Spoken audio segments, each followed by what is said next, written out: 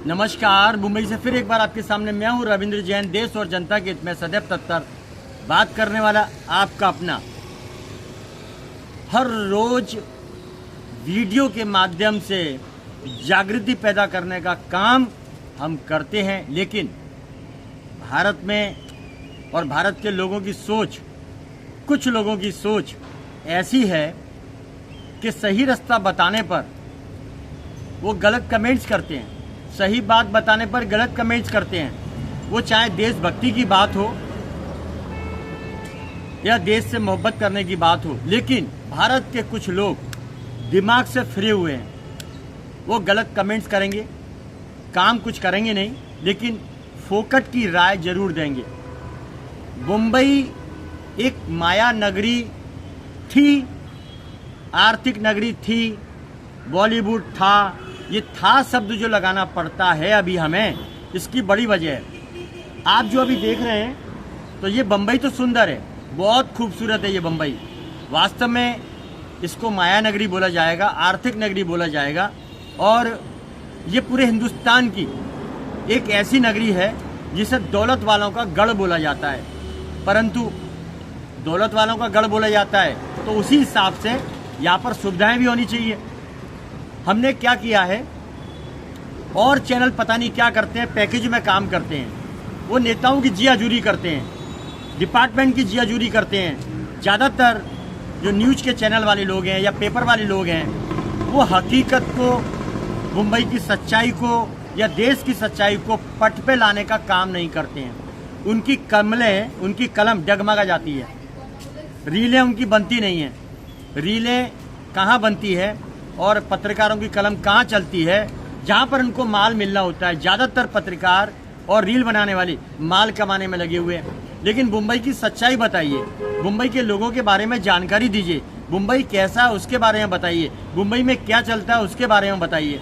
वो हम बताते हैं, आपको बार बार बताते हैं कि मुंबई एक खूबसूरत नगरी है, मुंबई बॉलीवुड है, मुंबई एक से एक खूबसूरत विरासतों का गढ़ है।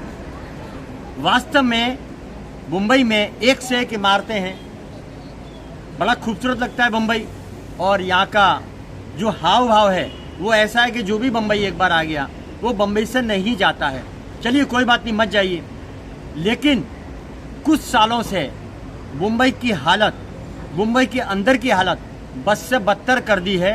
यहाँ के निठल्ले, वाहियात, बोतल, बार और दारू में नूचने वाले वसूलीबाजों ने मुंबई की अंदर की स्थिति को खराब कर दिया है।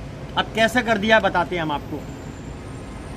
मुंबई में पैसा बहुत है, ये समझ के लोग यहाँ पर आते हैं। ठीक है, आइए कमाइए, लेकिन जब आदमी की नीयत में खोट आ जाता है तो वो अपने शहर को भी टेक देता है, उसको भी गंदा करने लग जाता है। क्यों?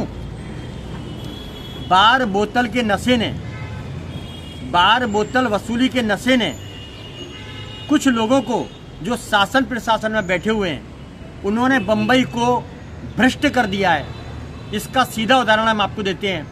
पूरे बम्बई में करोड़ों की तादाद में फेरी वाले मक्खियों की तरह भिन भिना रहे हैं, मच्छरों की तरह भिन भिना रहे हैं। हर फुटपाथ, गली, कोई गली, फुटपाथ, कोना नहीं छोड़ा। और इसमें ज़्यादातर कौन लोग हैं वो भी हम आपको बताते हैं। बांग्लादेशी मुल्ला, पाकिस्तानी ठुल्ले, बहुत सारे नाम बदल बदल के, हिंदू नाम रख के वो कब्जा कर रहे हैं मुंबई के ऊपर। ये हकीकत है। हिंदू नाम रखकर मुंबई के ऊपर कब्जा करने वाले पाकिस्तान के मुल्ला, बांग्लादेश के मुल्ला भीड़ इकट्ठी कर ली है। और इसमें सहयोग करने वाले वसूलीबाज, निठल्ले, नाच मेरी बुलबुल तुझे पैसा मिलेगा, बार में पैसे लुटाने वाले, यही लोग हैं जो शासन प्रशासन में बैठकर अपने देश से गद्दारी करते हैं। और बांग्लादेशी, पाकिस्तानी लोगों को बुलाकर मोटी रकम लेकर, गड्डियां लेकर बुलबुल को देने के लिए, दारू पीने के लिए, नाचने के लिए उनसे पैसा लेते हैं। और बांग्लादेशी मुल्लों ठुल्लों को बुलाकर अपने मुंबई को घेरने की तैयारी करते हैं। ये बात देवेंद्र फडणवीस जी को मालूम है, ये बात योगी आदित्यनाथ को मालूम है, लेकिन और लोगों को मालूम होने के बावजूद इस पर कार्रवाई नहीं होती क्योंकि माल खाते हैं। फुटपाथ पर कब्जा कराने का एक एक कब्जे वाले से 300 रुपये, यानी 3 जनों को 300 रुपये जाते हैं। पहला 300 रुपये वहाँ के स्थानीय पुलिसकर्मी को जाता है और दूसरा 300 रुपये वहाँ के नेता को ठुल्ले को जाता है और 300 रुपये किसी बीएमसी के कर्मचारी को जाता है। तो एक एक फेरी वाले को बैठाने का इतना करोड़ों रुपया, अरबों रुपया ये बम्बई के शासन प्रशासन के लोग खाते हैं जम के, और रात को बोतल में झूमते रहते हैं, तन्न पड़े रहते हैं। ये कहावत है, नाच मेरी बुलबुल तुझे पैसा मिलेगा। तो बड़ी बड़ी गड्डियाँ लेके ये बारों में जाके नाचते हैं और मुंबई को गंदा करते हैं। मुंबई को ड्रग्सी बनाने वाले शासन प्रशासन के लोग, मुंबई में फेरी वालों का अड्डा लगाने वाले शासन प्रशासन के लोग, मुंबई को ड्रग्सी बनाने वाले शासन प्रशासन के लोग, इसमें जो भी कुछ कांड होता है काला पीला नीला हरा बम्बई का, देखिए बम्बई को घेर लिया गया है। मुंबई को यंग लोगों को, मुंबई के जवान लोगों को ड्रग्सी बनाया जा रहा है। छोटी छोटी शीशियां बिक रही हैं और इसमें कौन शामिल है? शासन प्रशासन के लोग शामिल हैं, वरना मुंबई की एजेंसियां। परिंदा भी पर नहीं मार सकता मुंबई के अंदर। गैंगस्टरों की तो बात छोड़ो, मुंबई को खत्म करने का प्लान कर रहे हैं शासन प्रशासन में बैठे हुए लोग, क्योंकि उन्हें बुलबुल को नचाना है, माल खाना है, वसूली, बार और बोतल का तगड़ा नशा लग चुका है।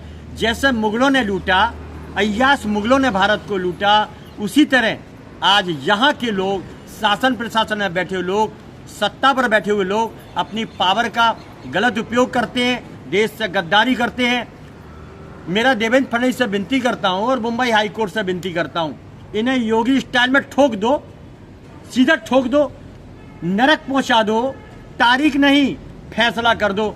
क्योंकि ये वो गंदगी है, इसे जड़ से मिटाना जरूरी है, वरना ये कैंसर की तरह फैलती जाएगी, दीमक की तरह बढ़ती जाएगी और पूरे बम्बई शहर को गर्दुल्लों का अड्डा, नशेड़ियों का अड्डा, मिलावटखोरों का अड्डा, नाच मुरी बुलबुल तुझे पैसा मिलेगा उसका अड्डा बना देंगे। इन्हें सिर्फ पैसे से मतलब है, इन्हें महाराष्ट्र से कोई लेना देना नहीं। मुंबई आर्थिक नगरी हो या मानसिक नगरी हो या बॉलीवुड हो, उससे कोई मतलब नहीं, इन्हें पैसा खाना है। मजे की बात तो ये है, हजारों सालों से ये पैसा ही खा रहे हैं। जैसे 900 साल भारत गुलाम रहा, बहुत बुरी कंडीशन करी मुगलों ने, और ये छत्रपति शिवाजी महाराज की नगरी है महाराष्ट्र, संभाजी की नगरी है महाराष्ट्र। तो मुझे एक बात बताइए, यहाँ के लोगों में मुझे कुछ समझ में नहीं आया। औरंगाबाद आज भी औरंगजेब के नाम पर है और वहाँ पर अभी भी कब्रों पर नेता ढोग लगाने जाते हैं, चादर चढ़ाने जाते हैं। जिस संभाजी को इस मुगलों ने, इस मुगल बादशाह ने, इस उठाईगिरे ने, इस गद्दार ने, इस धोखेबाज ने उनको परेशान किया, नाखून खींचे, आंखें फोड़ डाली, और ये महाराष्ट्र के लोग दम भरते हैं। और इसी महाराष्ट्र में औरंगाबाद नाम का एक जिला है, मुगलों के नाम पर उस शहर का नाम है। तो आप बताइए, इससे ज्यादा शर्म का विषय, पानी में डूब मरने का विषय क्या होगा कि जिस औरंगजेब ने संभाजी को तड़पाया और यहाँ के लोग और नेता वहां पर चद्दर चढ़ाने जाते हैं। देखिए कितने बड़े मूर्ख हैं।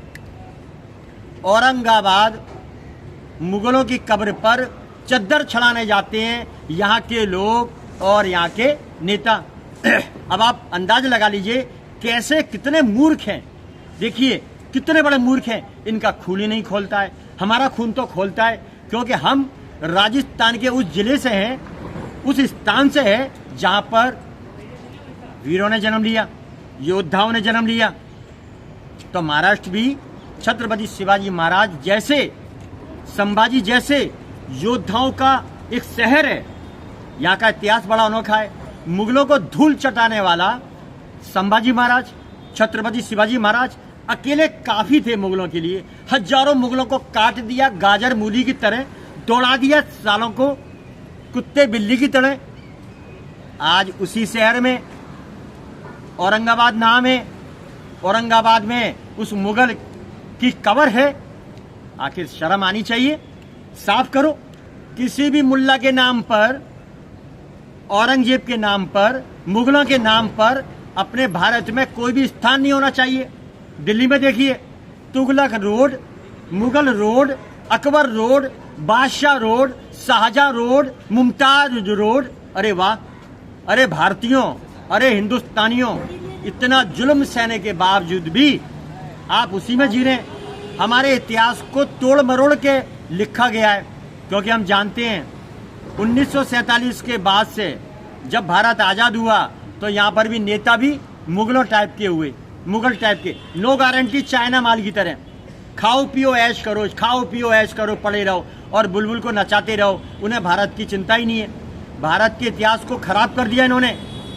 जबकि भारत का नेता इतना बलशाली हुआ करता था, वो विदेशी लोगों को ऋण दिया करता था, विदेशी सेनाओं पर बहुत भारी। लेकिन एक कहावत है, नाच मेरी बुलबुल के चक्कर में अपने साम्राज्य के राजाओं को अपने ही आसपास के दलालों ने मरवा दिया, फंसवा दिया, गिरफ्तार करवा दिया। तो ये गद्दारी का खून हमारे लोगों में कहीं ना कहीं मौजूद है। इसीलिए ये पिक्चर छावा देखना जरूरी है कि जब आप पिक्चर देखेंगे छावा तो आपको मालूम पड़ेगा कि जड़ जमीन जोरू के लिए लोग किसी भी हद तक गिर सकते हैं, अपना ईमान धर्म बेच सकते हैं। तो समझिए और जानिए, देश हित में काम करने वाला मोक्ष को प्राप्त होता है, देश से मोहब्बत करने वाला स्वर्गलोक में जाता है। मेरा मानना है, मुख्यमंत्री देवेंद्र फडणवीस से विनती करता हूं, मुंबई को आप वक्त रहते हुए आप संभाल लीजिए, वरना मुंबई फेरी वालों के रूप में कौन अपराधी बैठा है, कौन ड्रग्स माफिया बैठा है, कौन बैठा है, आखिर ये फेरी वालों का मसला हल क्यों नहीं हो पाता है। इसमें आपकी एजेंसियां और आपके मंत्रिमंडल के कुछ वसूलीबाज लोग बहुत मोटा हफ्ता खाते हैं। करोड़ों रुपए रोज का थैला भर भर के माल जाता है, नेता को पहुंचता है, डिपार्टमेंट को पहुंचता है। इसीलिए किसी फेरी वाले को सरकारी डिपार्टमेंट से कोई डर नहीं, कोई नेता से डर नहीं, वो समझते ही नहीं है। हमने किसी फेरी वाले से बात किया तो उन्होंने बताया, ये सरकार के गद्दार लोग, इन्हें हम चलाते हैं, अय्याशी के लिए पैसा हम देते हैं, बुलबुल को नचाने के लिए पैसा हम देते हैं, इनको पीने का बोतल का पैसा हम देते हैं, बाकी इनकी औकात नहीं है बोतल खरीद ले बाजार से। इसीलिए हमारे ऊपर कोई कार्रवाई नहीं होगी और ना ही हो सकती है। कोई भी सीएम आओ, योगी ही क्यों ना हो। यहाँ तक लोगों ने कहा, ये बोलने वाले कोई और नहीं, ये मुल्लाओं की बहुत बड़ी टीम है, बांग्लादेशी की बहुत बड़ी खून है, मुगलों का बहुत बड़ा खून है, ऐसा उन लोगों ने हमें बोला। हमें बड़ा दुख हुआ कि हिंदुस्तान में रह के, हिंदुस्तान की भूमि में रह के, हिंदुस्तान का खान पान करके, हिंदुस्तान पर कमाने का और हिंदुस्तान पर रुबाब करने का, इसमें गलत किसकी है। शासन प्रशासन में बैठे हुए चंद वसूली वालों ने बुलबुल के चक्कर में, वसूली के चक्कर में और बोतल के चक्कर में अपना ईमान धर्म बेच दिया। वो साफ कहते हैं 300 रुपए में सौदा करते हैं हम, हर डिपार्टमेंट का, हर डिपार्टमेंट हमारे सौदे पर चलता है, हमारे टुकड़ों पे पलता है। ये सुनकर हमारे कानों को बड़ा दुख हुआ, हमारे दिमाग को बहुत शर्मिंदा होना पड़ा और हम जो इतनी बात करते हैं देश हित की, हमें जलील होना पड़ा खुद अपने आप में कि हमारे ही देश के अंदर लोग गद्दार बैठे हैं और हमारे ही देश के लोग उन्हें टुकड़ों पर पाल रहे हैं और मुंबई को घेर रहे हैं। गुलाम कैसे हुआ इतने सालों तक? मुगल बाहर से आए थे, भारत योद्धाओं का देश था, लेकिन हमने कहा जड़ जमीन जोरू में बिकने वाले लोग आपके हमारे बीच में मौजूद हैं। मुंबई बचा लीजिए। महाराष्ट्र के सीएम देवेंद्र फडणवीस से विनती करता हूं, योगी स्टाइल में ठोक दीजिए, उनको मौका नहीं मिलना चाहिए, सीधा नरक पहुंचा दीजिए। ये नरक के भागी हैं, देश के गद्दार नरक के भागी। महाराष्ट्र का गद्दार हमारे छत्रपति शिवाजी महाराज का सबसे बड़ा दुश्मन, उन दुश्मनों को पनाह देने वाले शासन प्रशासन के वसूलीबाज। तो ऐसे लोग कौन हुए? महाराष्ट्र के दुश्मन हुए, तो उन्हें भी क्या मिलना चाहिए? फांसी की सजा मिलनी चाहिए, लटका दो फांसी पर। देवेंद्र फडणवीस से विनती करता हूं हाथ जोड़ के, ये भारत है योद्धाओं का देश, छत्रपति शिवाजी महाराज का देश, संभाजी का देश, महारानी लक्ष्मीबाई का देश, अहिल्याबाई का देश, महाराणा प्रताप का देश, पृथ्वीराज चौहान का देश। अरे कितने राजाओं के नाम गिनाऊं। इस धरती में, भारत की धरती में संत और योद्धा इतने पैदा हुए हैं जिसका इतिहास पढ़ना और बताना मुश्किल है। लेकिन यहीं के लोग गद्दार हैं, हमारे देश के लोग, चंद लोग शासन प्रशासन में बैठे हुए टुकड़े पे पलने वाले, नाचने वाले, ऐसे लोगों को फांसी दो, नहीं तो हमारे देश को फिर से गुलाम करने में कसर नहीं छोड़ेंगे।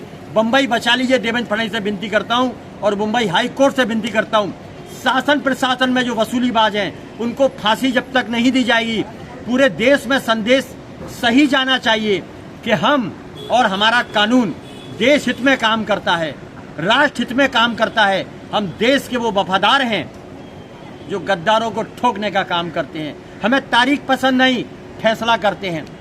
तो योगी स्टाइल में देवेंद्र फडणवीस से विनती करता हूं, मुंबई हाई कोर्ट से विनती करता हूं, वैसे तो हमें पूरे देश को बचाना चाहिए। जिस तरह हमारे देश की आर्मी हमारे बॉर्डर की सुरक्षा करती है, हम चैन की नींद सोते हैं, होली दिवाली मनाते हैं और वो गोलियां खाते हैं। तो आप शर्म कर लीजिए देश के गद्दारों, अपने भारत से गद्दारी मत करो, वरना देश फिर गुलाम होगा और आपकी दशा वही होगी जो छावा पिक्चर में हुई है। वो मुगलों ने जो गति करी वही गति आपकी भी होगी। देश बचाइए, महाराष्ट्र बचाइए, राष्ट्र बचाइए। विनती करता हूँ हाथ जोड़ के, कहीं देर ना हो जाए। आप इंतजार मत करिए, फैसला करिए और अपनी टीम को लगा दीजिए। दुख तो इस बात का होता है कि महाराष्ट्र के अंदर फेरी वालों का कब्जा फैल चुका है। ये अपराधी गण हैं, माफिया लोग हैं, ड्रग्स के बहुत बड़े कारोबारी हैं। इसमें हफ्ता खा के शासन प्रशासन के लोग इन्हें बहुत ज़्यादा अंदर तक पहुंचाना काम कर रहे हैं। दलालों की भीड़ लग चुकी है हर डिपार्टमेंट पे। तो बचिए, मैं विनती करता हूं बार बार, मुंबई हाई कोर्ट विनती करता हूं और देवेंद्र फडणवीस से विनती करता हूं, सत्ता आती है जाती है, आप वो काम करिए, इतिहास रचेगा ऐसा कदम बनाइए, एक निशान बने, दूसरा कदम बढ़ाएं, इतिहास बने। ठोक दीजिए, तारीख नहीं फैसला कर दीजिए। ये गंदगी साफ करना जरूरी है। यहाँ पर मुगलों का कब्जा जम चुका है, धीरे धीरे जम रहा है। बैठाने वाले, Aadhaar card, PAN card, ration card बनाने वाले आपके डिपार्टमेंट के लोग हैं, चंद लोग जिन्हें बोला जाता है कर्मचारी हैं, अफसर हैं, अधिकारी हैं। आप उन पर दया मत करिए। अगर पकड़े जाते हैं तो सीधा ठोक दीजिए, तारीख नहीं फैसला कर दीजिए। देश के गद्दारों को फांसी देना बीच चौराहे पे जरूरी है। तो कब करेंगे? हम इंतजार करते हैं, उम्मीद करते हैं। और भारत की जनता, मुंबई की जनता देवेंद्र फडणवीस आपको बहुत पसंद करती है। आपको योगी का चेहरा, योगी के कारनामे आपके अंदर देखती है कि आप योगी स्टाइल में ठोकना शुरू करेंगे। मुंबई से गर्दुल्ले, मुगल, मुल्ला, टुल्ला और गंदगी सब साफ हो जाएगी। बस शुरू करिए, देर है अंधेर नहीं। हम आपका इंतजार करेंगे। आपका ठोको स्टाइल, यूपी स्टाइल, योगी स्टाइल कानून लागू करने में देवेंद्र फडणवीस का हम योगदान करेंगे और उम्मीद करते हैं कि यूपी स्टाइल में यहाँ के गद्दारों को ठोकना शुरू करिए। फिर वहाँ कोई भी हो, शासन प्रशासन में बैठा हुआ हो या बाहर बैठा हुआ हो, गंदगी साफ करिए। महाराष्ट्र को महान बनाने का फिर से प्रयत्न करिए और छत्रपति शिवाजी महाराज, संभाजी महाराज को एक बहुत बड़ी श्रद्धांजलि होगी। महाराष्ट्र को बचाने के लिए, युग युगांतर को बनाने के लिए इन गद्दारों को ठोकना शुरू करिए। बस इन्हीं उम्मीदों के साथ मैं निवेदन करता हूं और विनती करता हूं महाराष्ट्र के सीएम से, आप जल्दी करिए। जय हिंद, नमस्कार। फिर आऊंगा नए विषय के साथ मुंबई से, नई नई बातों को लेके देश हित में।